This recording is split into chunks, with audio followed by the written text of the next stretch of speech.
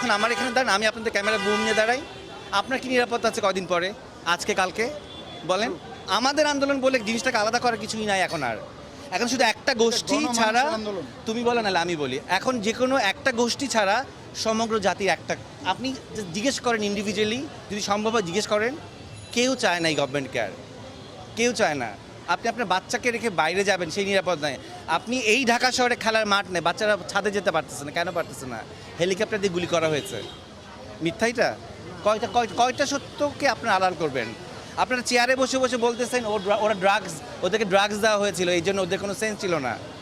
তো ড্রাগস নিলে আপনি মেরে ফেলতে পারেন? কোন রাষ্ট্রের আইনে আছে একজন ড্রাগ অ্যাডিক্টকে গুলি করে মারা যায়? আমি ড্রাগস নিয়েছি, এটা দায়বদ্ধতা আমার ফ্যামিলির, আমার প্যারেন্টসের। আমি ড্রাগস নিয়ে যদি সমাজে কোনো ক্ষতি না করি, আপনি তো আমাকে মারতে পারেন না। পারেন? বাংলাদেশে তো অনেকেই গোপনে গোপনে ড্রাগস নেয়, ধরে ধরে মেরে ফেলেন। এগুলো স্থূল কথা বলা বন্ধ করেন। আপনাদের নির্লজ্জ লাগা, আপনারা নির্লজ্জ। আপনাদেরকে আসলে কোন কথা বললে আপনাদের লজ্জা হবে আমি জানি না। পুরো জাতি আপনাদেরকে এত কথা বলতেছে, ফেসবুক বন্ধ করেছেন, ইন্টারনেট বন্ধ করেছেন, কতদিন বন্ধ থাকবেন? বহির্বিশ্বের চাপের জন্য এখন ফেসবুক অন করতে বাধ্য হয়েছেন, এটাও আমরা জানি। তারপর ইতিহাস থেকে যায়, ইতিহাস থেকে যায়। এই যে অগাস্টের 1 তারিখ, ইতিহাসটা মনে করেন। হ্যাঁ, ইতিহাস কিন্তু রিপিট হয়, কর্মের কারণে ইতিহাস রিপিট হয়। এরকম রিপিট যাতে না হয় সেই চিন্তাটা করেন।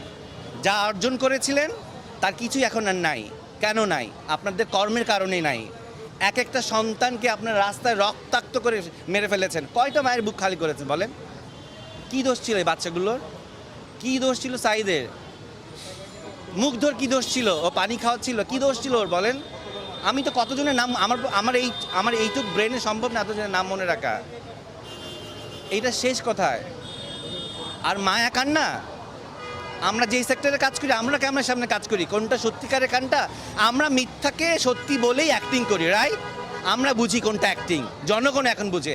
এই জেনারেশনকে অনেক গালিগালাজ করেছেন না, এরা কিছুই পারে না, এরা মাদকাসক্ত, এরা সারাদিন অনলাইনে থাকে, কি দেখিয়ে দিয়েছে। তো লজ্জা লাগা উচিত।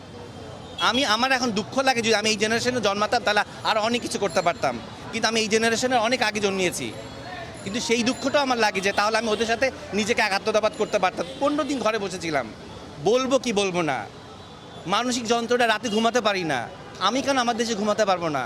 আমি কেন জানি না একটু পরে আমি এই বক্তব্য দিয়েছি, অনলাইনে যাবে, ফেসবুকে যাবে, টিভিতে যাবে, আমি আমার বাসায় পৌঁছাতে পারবো কিনা? আমার যাওয়ার কথা ছিল ব্যাংকে।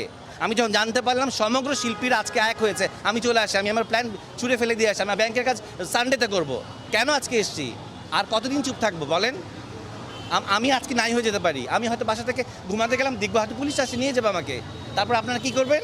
পরের দিন আপনারা দেবেন ওনাকে ধরে নিয়ে গেছে। এতটুকুনি আপনাদের দায়িত্ব, এর বেশি কিছু না। আপনারাও নামেন, আপনারা নিজেদের ক্যামেরা নিজেরা ঘুরান, বুমটা দিয়ে কথা বলেন। হ্যাঁ, বেতনের কথা বাদ দেন, চাকরির কথা বাদ দেন। দেশ না ঠিক থাকলে বেতন কোত্থেকে আসবে আপনাদের? ভালো থাকেন।